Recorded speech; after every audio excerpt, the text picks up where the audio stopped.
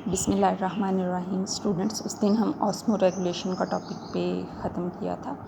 तो osmo regulation plants में भी होती है और ऑस्मो रेगुलेशन एनिमल्स में भी होती है। तो पहले हम ऑस्मो रेगुलेशन इन प्लांट्स ये पढ़ेंगे।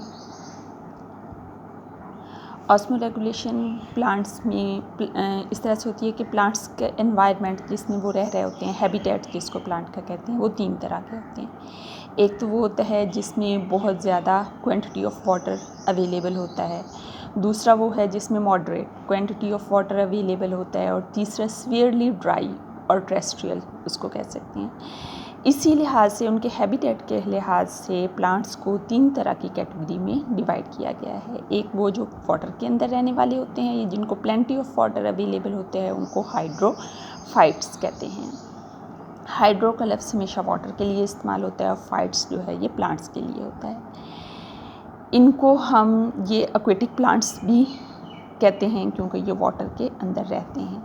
अब चूँकि ये वाटर के अंदर रहते हैं, इस वजह से इनमें बहुत ज़्यादा चांसेस होते हैं कि वाटर बहुत ज़्यादा इनकी बॉडी के अंदर एंटर होता रहे। तो अब इनको ज़रूरत ये होती है कि ये अपनी वाटर को दोबारा बाहर निकालें।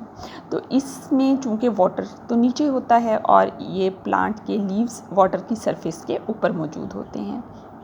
तो लीफ के जो नीचे वाली साइड है वो तो वाटर के साथ इन कांटेक्ट, वहाँ से तो वाटर की इवेपोरेशन नहीं हो सकती। ठीक है, इवेपोरेशन कहाँ से होगी? अपर सरफेस ऑफ लीफ के।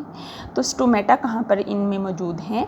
अपर सरफेस ऑफ लीफ के ऊपर स्टोमेटा मौजूद हैं, जहाँ से ट्रांसपायरेशन होती है, यानी जहाँ से वाटर की इवेपोरेशन होती है। वाटर एंटर कहाँ से हो रहा है लीफ के अंदर? लोअर सरफेस से। और वाटर रिलीज़ कहाँ से हो रहा है, इवेपोरेट कहाँ से हो रहा है? लीफ की अपर सरफेस से। और इसकी एग्जाम्पल है हाइड्रेला। दूसरी टाइप जो है वो है मीज़ोफाइट्स, जो मॉडरेट क्वांटिटी ऑफ वाटर के अंदर रहते हैं, दैट आर मीज़ोफाइट्स। मीज़ो जो है मॉडरेट से है और फाइट्स प्लांट से है। ये ऐसे प्लांट्स हैं जो कि ना तो बहुत ज़्यादा वाटर की अवेलेबिलिटी हुए है इनको, ना बिल्कुल ड्राई कंडीशन है, बल्कि कभी वाटर ज़्यादा हो जाता है, कभी कम हो जाता है। तो ये उसके अकॉर्डिंग अपने स्टोमेटा को कभी ओपन कर लेते हैं और कभी क्लोज़ कर लेते हैं। स्टोमेटा अमूमन इनके लीफ की लोअर सरफेस पे होते हैं और जब ज़्यादा वाटर अवेलेबल हो, एक्सेस में वाटर अवेलेबल हो, तो ये लीफ को स्टोमेटा को ओपन कर लेते हैं ताकि वाटर इसमें से इवेपोरेट हो जाए और इस तरह वाटर का लेवल ये डाउन ले आए।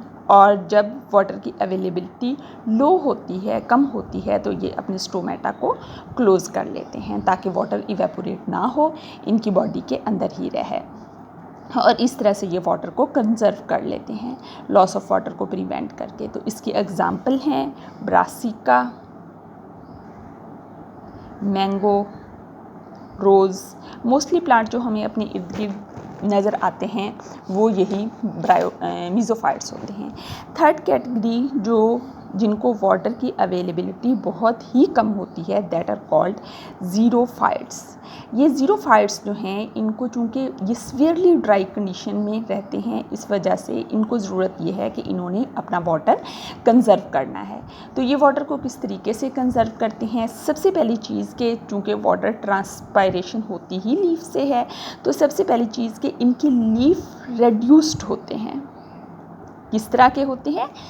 अमूमन ये नीडल की तरह से या कांटे की तरह से होते हैं, छोटे छोटे। लीफ जो हैं वो लीफ नहीं लग रहे होते। जब लीफ इतने छोटे होते हैं और उनके ऊपर कोई स्टोमेटा नहीं होते, तो फिर इनकी फोटोसिंथेसिस कैसे होती है? तो फोटोसिंथेसिस इनमें स्टेम से होती है।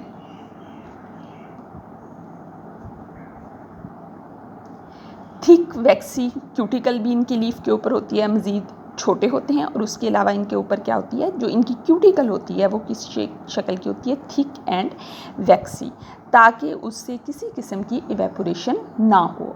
और लीफ में स्टोमेटा जो मौजूद होते हैं वो इनमें डिप्रेशन में मौजूद होते हैं, यानी एग्जैक्ट डायरेक्ट सरफेस के ऊपर नहीं मौजूद होते, बल्कि किसी ना किसी डिप्रेशन में, किसी ना किसी कैविटी में, जहाँ पर डायरेक्ट एक्सपोजर नहीं होता लाइट का, वहाँ पर ये छुपे हुए होते हैं।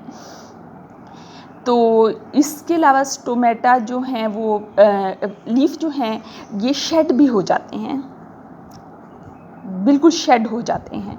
कब? जब बिल्कुल ही सीवियरली ड्राई कंडीशन होती है। और इसके अलावा इनके जो स्टेम हैं वो वाटर को स्टोर भी कर लेते हैं। जब वाटर ज़्यादा अवेलेबल होता है तो ये वाटर को स्टोर कर लेते हैं। जैसे बारिश हुई है और उस वक़्त वाटर अवेलेबल है तो वो वाटर स्टेम के अंदर स्टोर हो जाएगा और फ्यूचर में उसको ये यूज़ करते रहते हैं। फिर है osmoregulation in animals.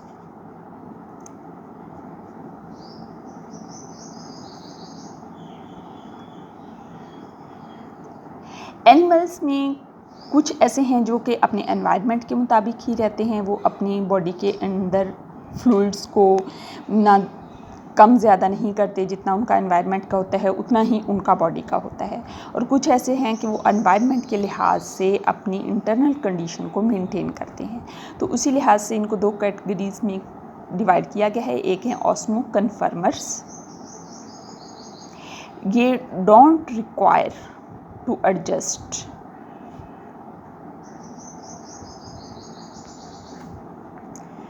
actively adjust their internal environment, their internal osmotic state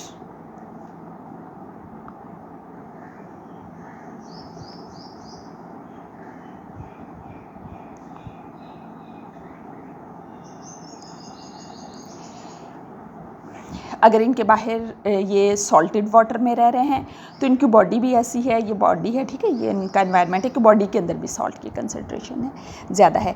अगर ये फ्रेश वाटर में रह रहे हैं और फ्रेश वाटर में सॉल्ट की कंसनट्रेशन कम होती है तो इनकी बॉडी के अंदर भी सॉल्ट की कंसनट्रेशन कम होगी। तो इस तरह से ये अपने एनवायरनमेंट के मुताबिक ही रहते हैं। दूसरे हैं ऑस्मो रेगुलेटर।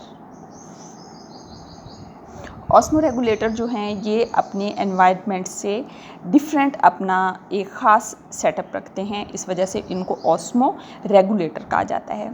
तो ऑस्मो रेगुलेटर क्या करते हैं? ये एक्टिवली एडजस्ट करते हैं देयर इंटरनल ऑस्मोटिक स्टेट।